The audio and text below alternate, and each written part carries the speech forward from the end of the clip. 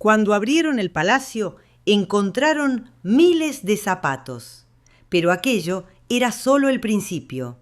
Lo verdaderamente aterrador no estaba en los armarios, sino en la forma en la que aquella riqueza había sido conseguida. Bienvenidos. Hoy les traigo una historia que parece sacada de una novela de excesos y poder desmedido, pero cada detalle que van a escuchar es completamente real. Antes de continuar, quiero pedirles algo muy sencillo. Escriban en los comentarios un objeto que jamás podrían coleccionar en exageradas cantidades. Solo uno. Los leo a todos. La noche del 25 de febrero de 1986, Manila ardía de una manera que no tenía que ver con el calor del trópico. Las calles hervían de personas. Cientos de miles de filipinos habían salido a la famosa avenida Epifanio de los Santos, conocida simplemente como EDSA, y lo que comenzó como una protesta se había convertido en el rugido de toda una nación que ya no aguantaba más. 21 años de dictadura, 21 años de corrupción, 21 años de ver cómo una pareja vaciaba las arcas del Estado, mientras la mayoría de los filipinos no tenía para comer. Esa noche, Ferdinand Marcos y su esposa Imelda sabían que el fin había llegado.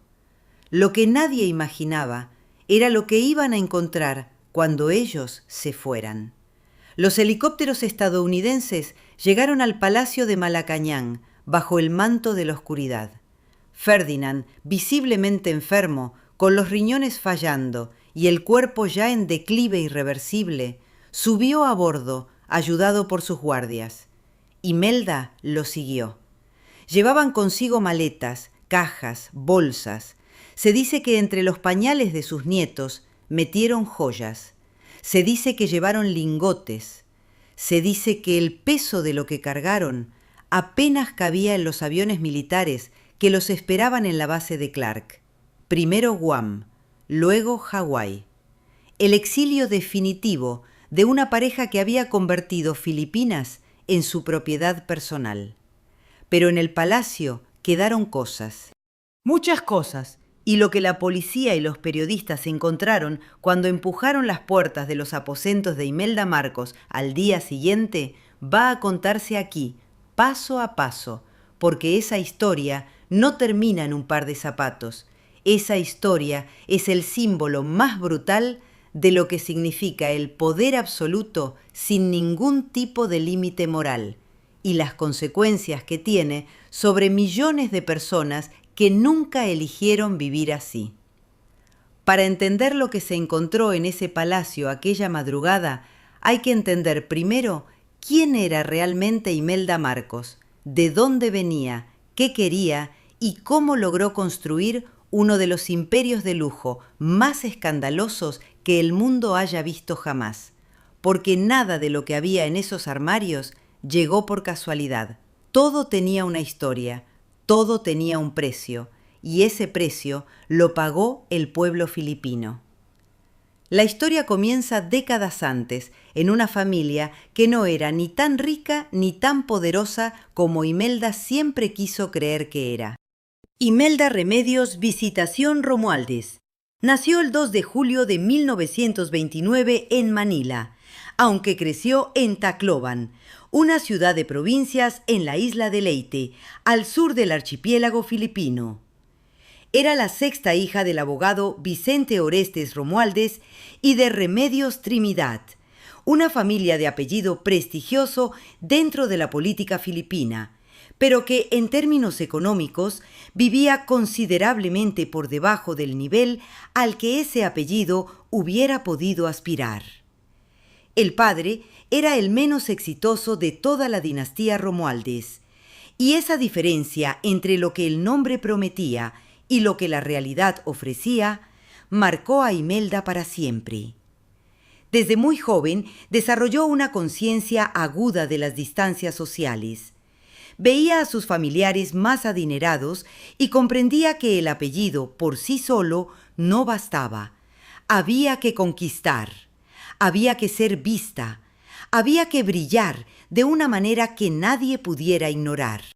Esa ambición no era vulgar ni grosera, era, en su forma más pura, la determinación de una muchacha que había decidido que la pobreza relativa sería solo un capítulo de arranque en su historia, nunca el final.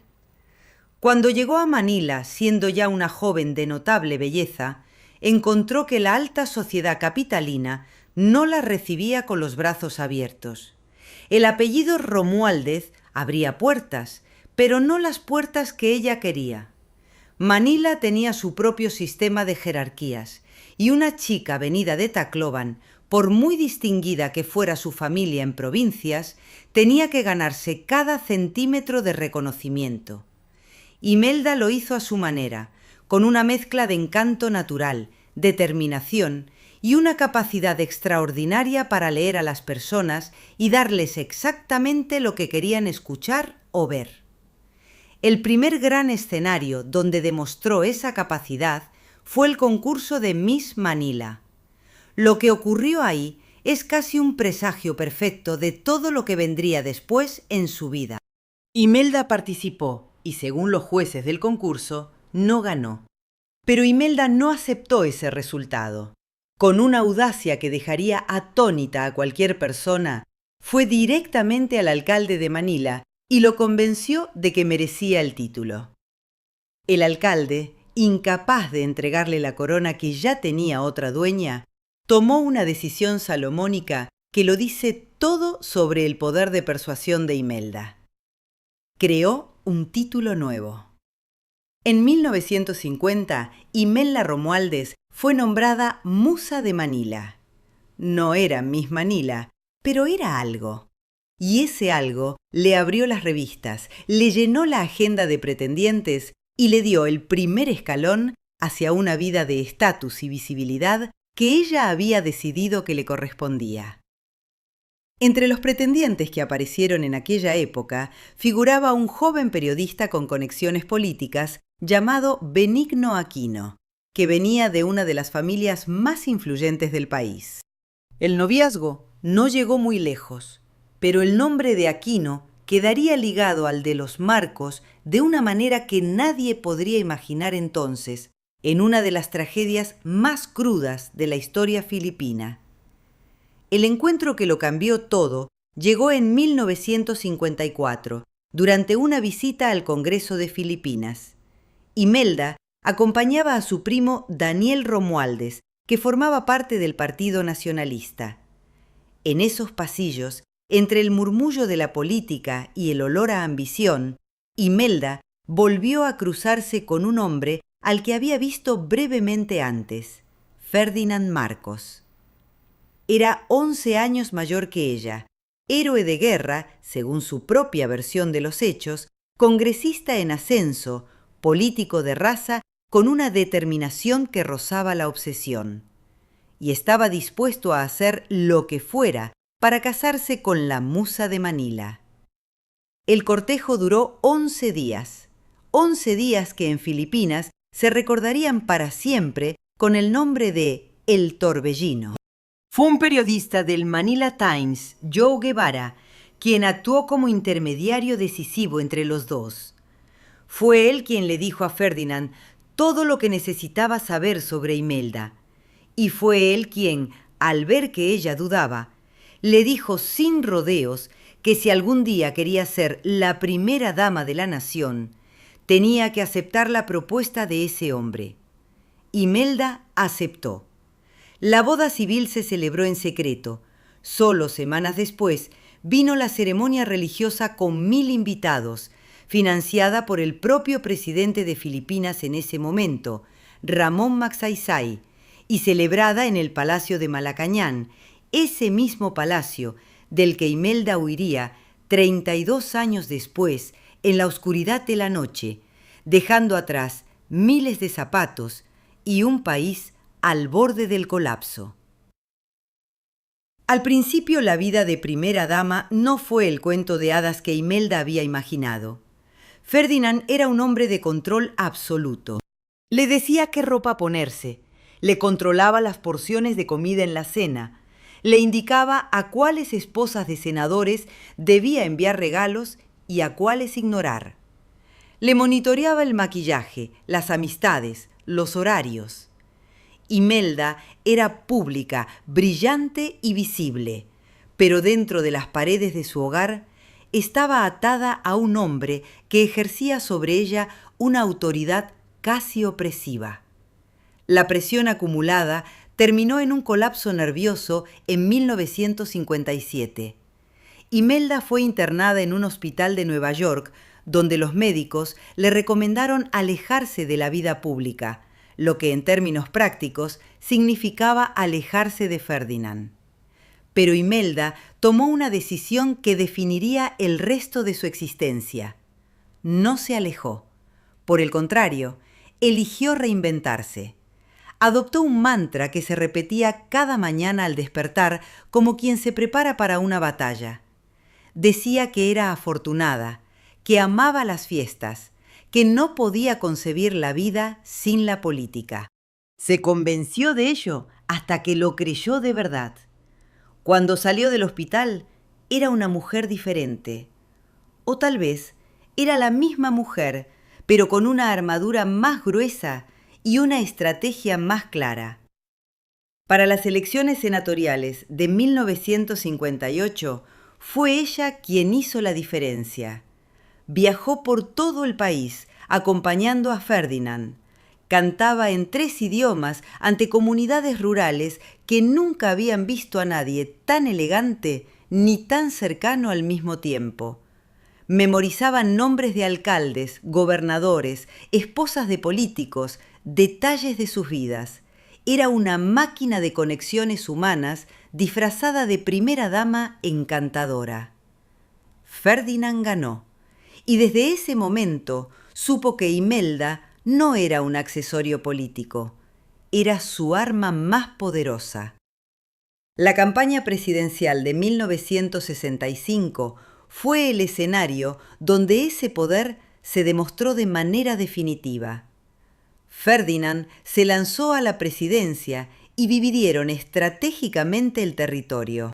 Ella fue casa por casa, pueblo por pueblo, prometiendo, cantando, convenciendo.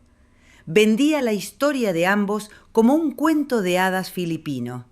Decía que Ferdinand había transformado a una chica de provincias en la mujer que estaban viendo y que podía hacer lo mismo con todo el país. Era un mensaje poderoso en un país hambriento de esperanza. Y funcionó. Ferdinand Marcos ganó las elecciones de 1965 y se convirtió en presidente de Filipinas. Imelda entró al Palacio de Malacañang como primera dama, el papel que le habían prometido 11 días después de conocer a Ferdinand en los pasillos del Congreso. Pero Imelda no había esperado 11 años para quedarse simplemente de adorno. Desde el primer día de su llegada al palacio, comenzó a construir su propio territorio dentro del gobierno. Se convirtió en miembro de la junta directiva de 23 corporaciones estatales. Recibía jefes de Estado, presidentes, líderes mundiales. Lyndon Johnson la llamaba la joya del Pacífico. Richard Nixon la llamaba el ángel de Asia. Ella viajaba a Moscú, a Pekín, a La Habana, se sentaba con Mao Zedong, hablaba con Gaddafi, y en cada ciudad que visitaba dejaba un rastro de compras que asombraba hasta a las personas más acostumbradas a la opulencia. El dinero que gastaba no era suyo, era del pueblo filipino, pero eso, en aquel momento, era un detalle que parecía no molestar a nadie con suficiente poder para detenerla. Para comprender la magnitud de lo que se encontró en el Palacio de Malacañang aquel febrero de 1986, es necesario entender primero cómo se construyó ese imperio de objetos.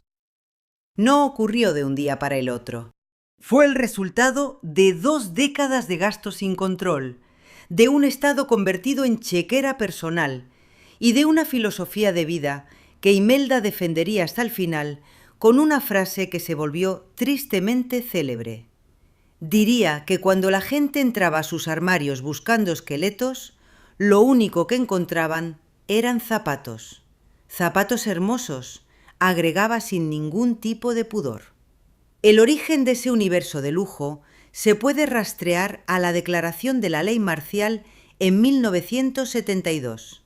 Fue el momento en que Ferdinand Marcos concentró en sus manos el poder absoluto sobre Filipinas y dejó de necesitar simular que existían límites para lo que él y su esposa podían hacer. La ley marcial suspendió el Congreso, abolió la libertad de prensa, encarceló opositores, silenció disidentes, y en ese silencio forzado, el régimen empezó a saquear el país con una metodología que con el tiempo se volvería cada vez más sofisticada y más rapaz. Imelda fue nombrada gobernadora de la Gran Manila en 1975 y ministra de Asentamientos Humanos en 1976. Tenía poder formal sobre presupuestos millonarios. Pero esos cargos eran apenas la parte visible de su influencia. Por debajo, el clan Marcos construyó una red de cuentas bancarias en Suiza, en Panamá, en las Antillas, en Hong Kong, en Liechtenstein, en Australia. Operaban bajo seudónimos. Jane Ryan para ella, William Saunders para él. Decenas de sociedades fantasma, testaferros en varios continentes, paraísos fiscales encadenados unos a otros como eslabones de una cadena diseñada para que nadie pudiera seguir el rastro del dinero. Con esos fondos, Imelda compraba arte. Compraba obras de Picasso, de Van Gogh, de Monet, de Goya, de Miró. Las guardaba en depósitos, en mansiones, en palacetes distribuidos por varios países. Compraba joyas con una intensidad que desafiaba cualquier clasificación racional. No eran caprichos ocasionales, era una acumulación sistemática que con el tiempo se convertiría en una de las colecciones privadas de joyas más grandes del mundo. Tiaras, collares de oro con diamantes, pendientes de perlas naturales, rubíes de Birmania, esmeraldas de Colombia y un diamante rosado de una rareza tan extrema que por sí solo podría valer casi lo que se estimaba que valía la colección completa. Y los zapatos, siempre los zapatos. No había una sola explicación racional para los zapatos.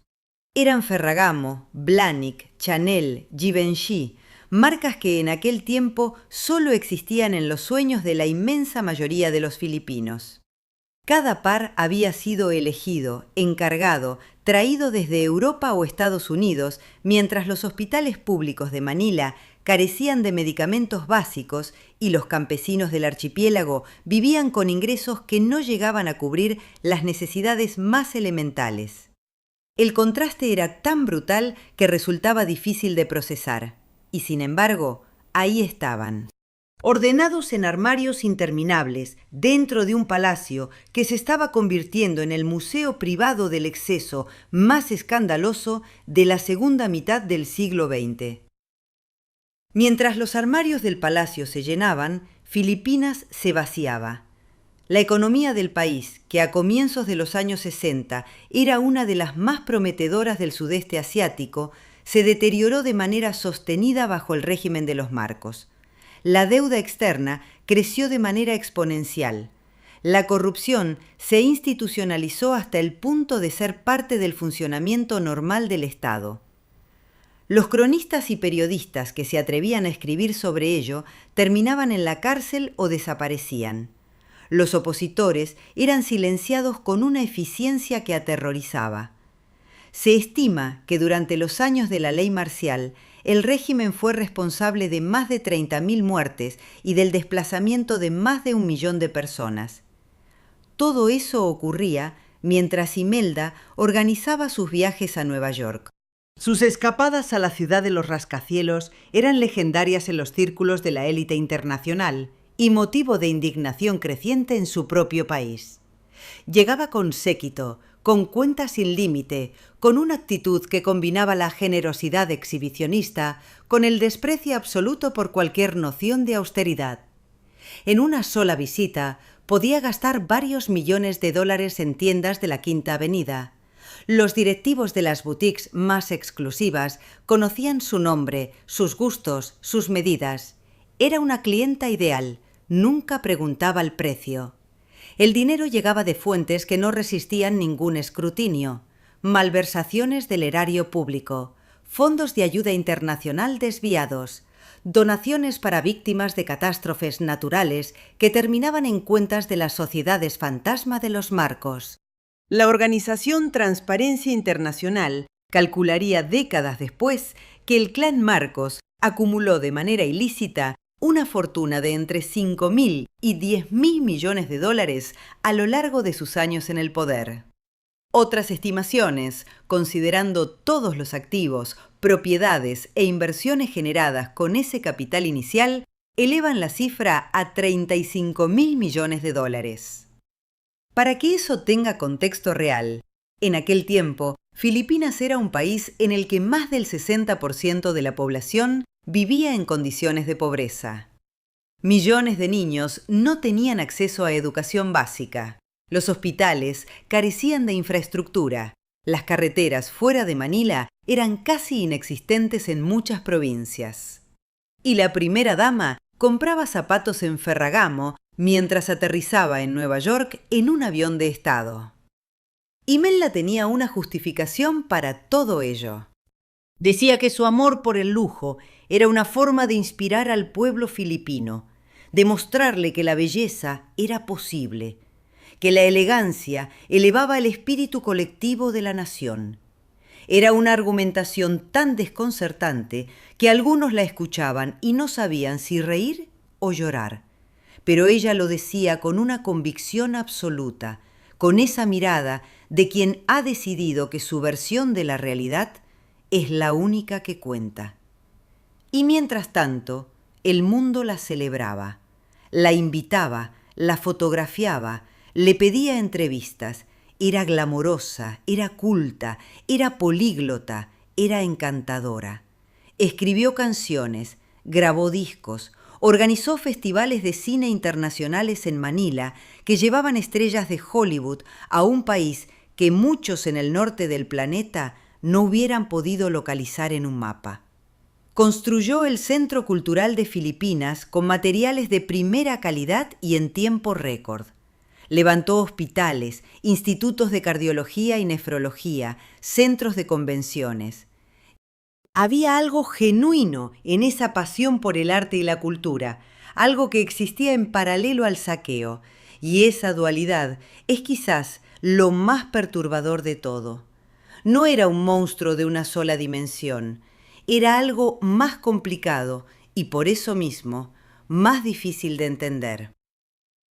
El primer gran aviso de que el régimen estaba empezando a agrietarse llegó el 21 de agosto de 1983, en la pista del Aeropuerto Internacional de Manila. Benigno Aquino, conocido como Ninoy, era el hombre que en su juventud había sido pretendiente de Imelda, que luego se convirtió en el más prominente opositor político de Ferdinand Marcos, y que había pasado años en el exilio en Estados Unidos después de ser encarcelado.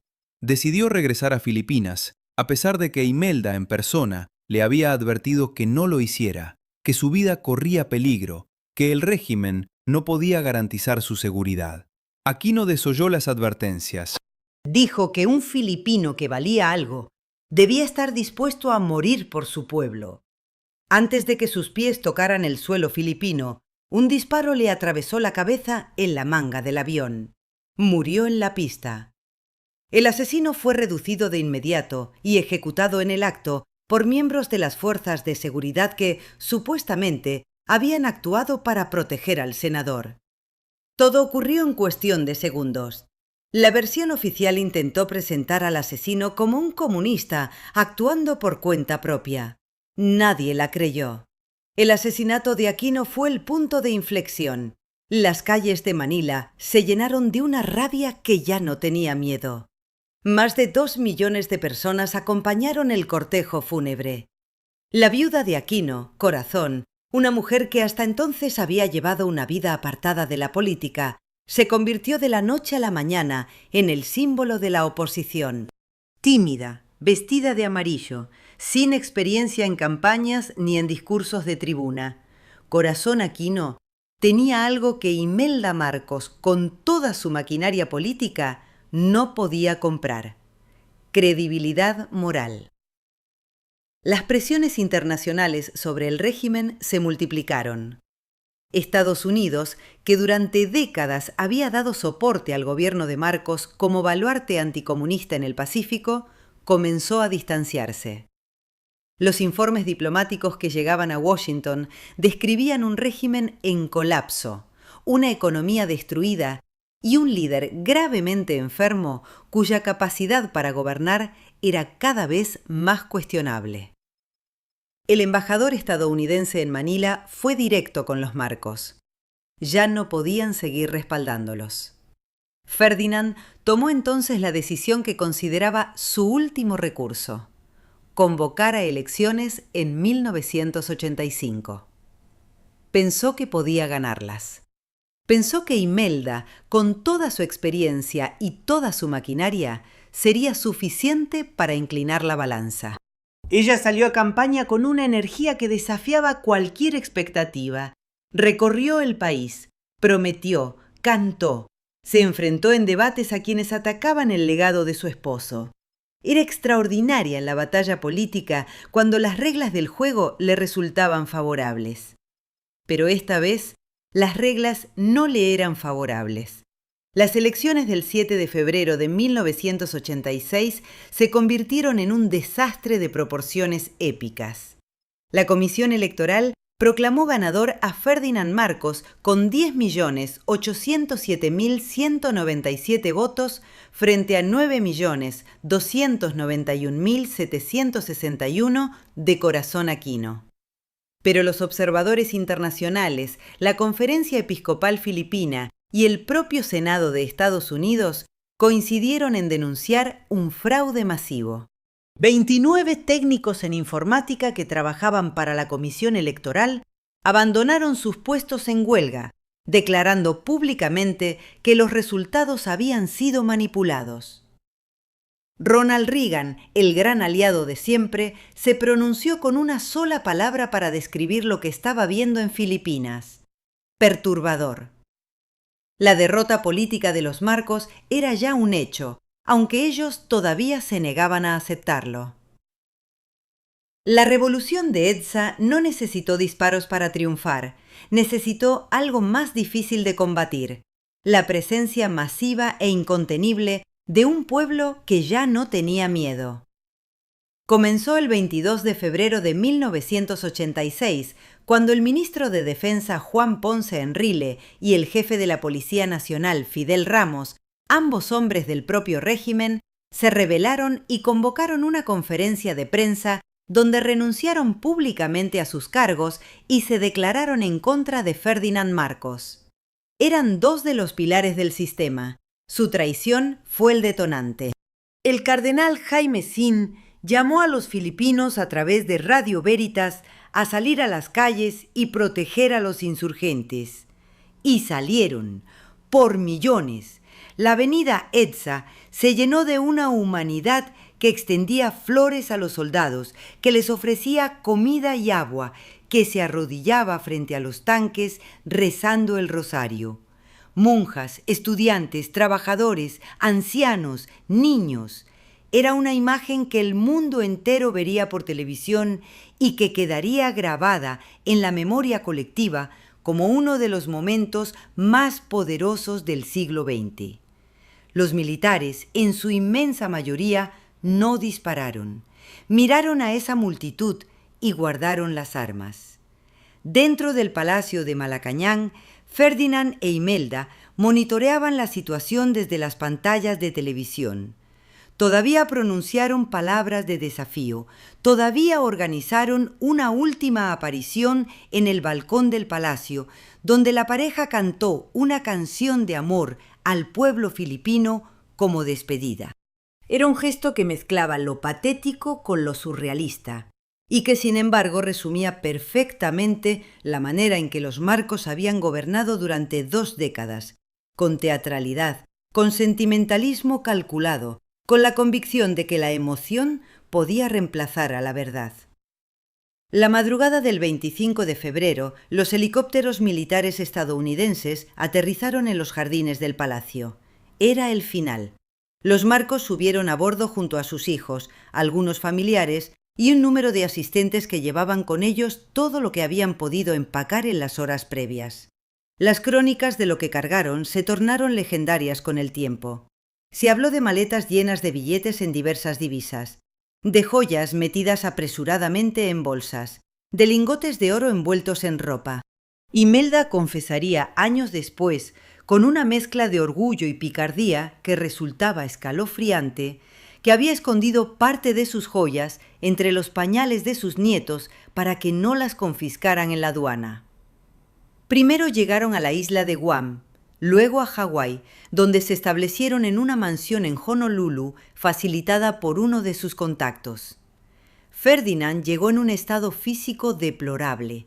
La enfermedad renal que lo aquejaba hacía tiempo lo tenía débil, hinchado, dependiente de tratamientos que tenían que administrársele con regularidad.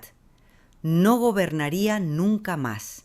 Moriría en ese exilio el 28 de septiembre de 1989, 3 años después de haber dejado Filipinas, sin haber vuelto jamás a su país.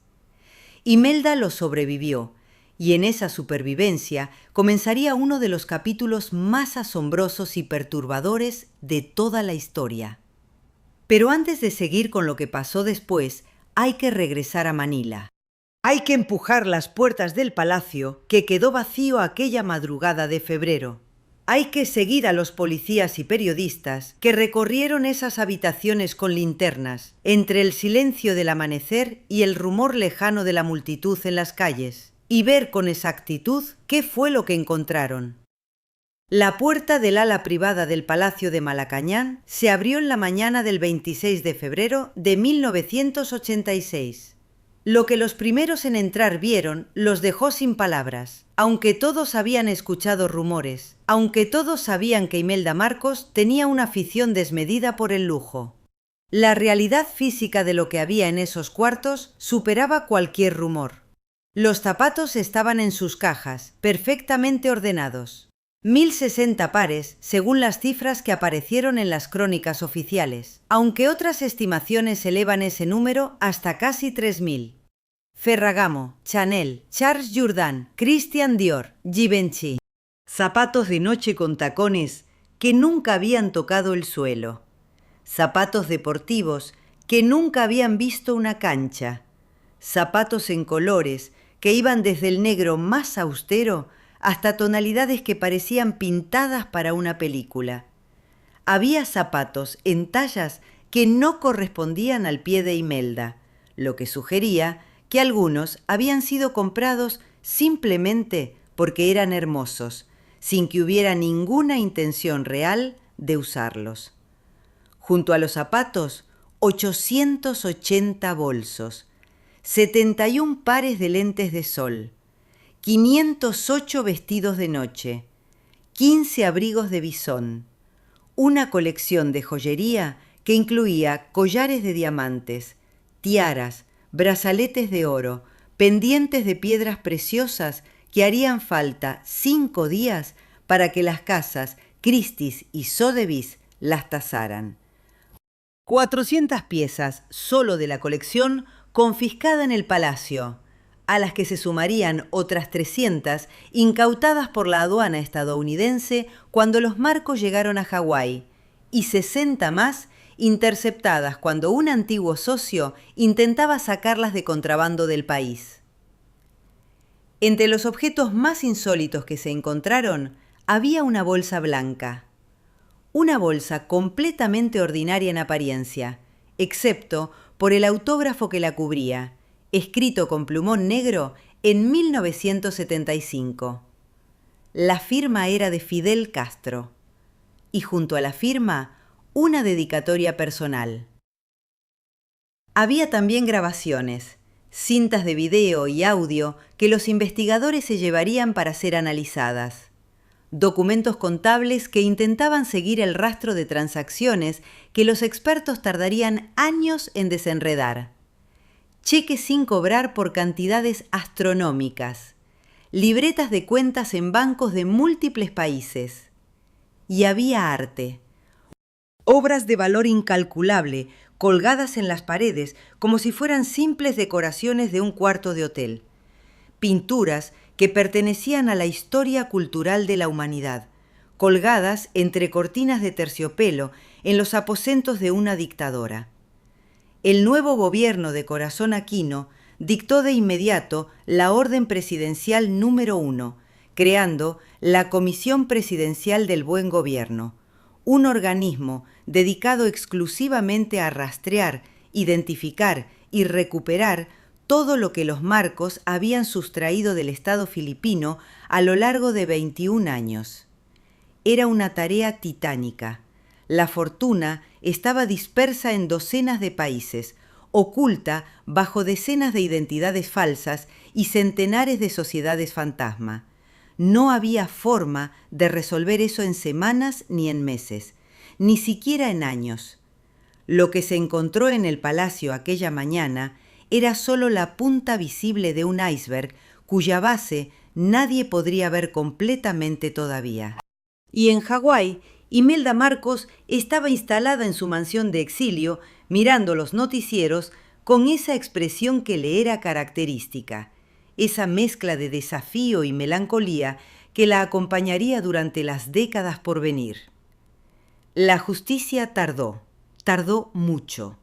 Ferdinand Marcos murió en Hawái en septiembre de 1989 sin haber pisado ningún tribunal. Imelda, convertida en la única heredera y administradora de todo lo que quedaba de la fortuna familiar, tuvo que enfrentarse sola a los procesos legales que se acumulaban en su contra.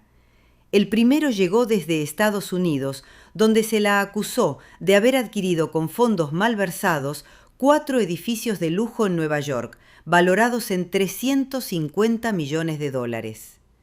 Imelda compareció ante la corte en Hawái, se desmayó durante una de las sesiones y al final el jurado la absolvió. No había pruebas suficientes que la ligaran directamente a ella, separada de su esposo ya fallecido. Regresó a Filipinas en noviembre de 1991. 5 años después de haber huido en helicóptero, llegó con la cabeza en alto, rodeada de simpatizantes que le esperaban en el aeropuerto, y anunció que venía a enfrentar a la justicia filipina y a defender el legado de su esposo. Lo que nadie esperaba era que también viniera a hacer política. En 1992 se presentó como candidata a la presidencia de Filipinas. Obtuvo el 5% de los votos. En 1995 ganó un escaño en la Cámara de Representantes por la provincia de Leyte. En 2010 volvió a ganar un escaño, esta vez por la provincia de Ilocos Norte. En 2018, cuando tenía casi 90 años de edad y más de 900 casos civiles y penales abiertos en su contra, un tribunal filipino la condenó finalmente a 42 años de prisión por corrupción. Imelda apeló la sentencia. Siguió en libertad. Siguió apareciendo en actos públicos con sus vestidos de colores brillantes y su peinado impecable, sonriendo para las cámaras con la seguridad de quien no ha terminado de jugar la partida.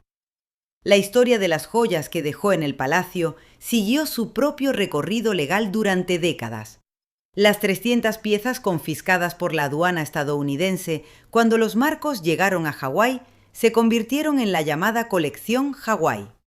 Las 400 encontradas en Malacañán pasaron a ser la colección Malacañán. Las 60 interceptadas al socio contrabandista formaron la colección Roumeliotes. Las 3 colecciones fueron guardadas en las bóvedas del Banco Central de Filipinas durante más de 30 años mientras los tribunales deliberaban sobre su destino. En 2015, el gobierno convocó a Christie's y Sotheby's para tasarlas. El proceso tomó 5 días completos. Entre las piezas identificadas había un diamante rosado extremadamente raro, cuyo valor por sí solo podría equipararse al estimado total de la colección completa cuando fue confiscada. En 2004, Suiza devolvió al Estado filipino $658 millones provenientes de cuentas irregulares de los Marcos depositadas en bancos helvéticos. Las autoridades filipinas calcularon que para esa fecha habían logrado recuperar aproximadamente $4.000 millones de los fondos sustraídos. La diferencia entre ese número y los 10.000 millones que se estima que los Marcos acumularon ilegítimamente seguía sin aparecer. Y en buena medida sigue sin aparecer. La mayor parte de los zapatos no corrió mejor suerte que el dinero. Almacenados durante años en cajas de cartón en depósitos húmedos del palacio, fueron atacados por las termitas y la humedad tropical. Cuando los conservadores los revisaron, decenas de pares estaban irrecuperablemente dañados. Los que sobrevivieron fueron trasladados al Museo del Zapato de la ciudad de Marikina, donde se convirtieron en una exposición permanente que millones de visitantes han recorrido desde entonces como quien visita un monumento a los excesos del poder. Imelda Marcos ha vivido más que todos sus adversarios, más que Ferdinand, que murió en el exilio, más que Corazón Aquino, que murió en 2009, más que buena parte de los jueces que la juzgaron, de los periodistas que la investigaron, de los activistas que pasaron años de su vida intentando que la justicia llegara a su puerta. Y mientras sobrevivía a todos ellos, construyó algo que ningún tribunal pudo desmantelar: un relato alternativo de la historia. En ese relato, Ferdinand Marcos fue un gran estadista traicionado por sus enemigos. En ese relato, Imelda fue una primera dama que amaba a su pueblo y que gastó en arte y cultura y hospitales para elevar el nivel espiritual de una nación. En ese relato, las cuentas en Suiza, los edificios de Nueva York, los zapatos, las joyas, las obras de Picasso, todo tenía una explicación legítima. El tesoro de Yamashita, ese mítico botín de guerra japonés supuestamente enterrado en Filipinas, era la fuente original de la riqueza familiar, y todo lo demás era producto del trabajo y la visión de Ferdinand como hombre de negocios antes de entrar a la política. Es un relato que no resiste ningún análisis serio, pero fue suficientemente convincente para una parte significativa de la sociedad filipina. Sus hijos heredaron ese relato junto con lo que quedaba de la fortuna. Imee Marcos llegó al Senado. Y Ferdinand Marcos Jr., conocido como Bon Bon, ganó la presidencia de Filipinas en mayo de 2022 con una mayoría aplastante. Imelda, con más de 90 años, vio cumplirse lo que había sido su última gran ambición política. La familia Marcos volvía a gobernar el país al que habían vaciado durante 2 décadas.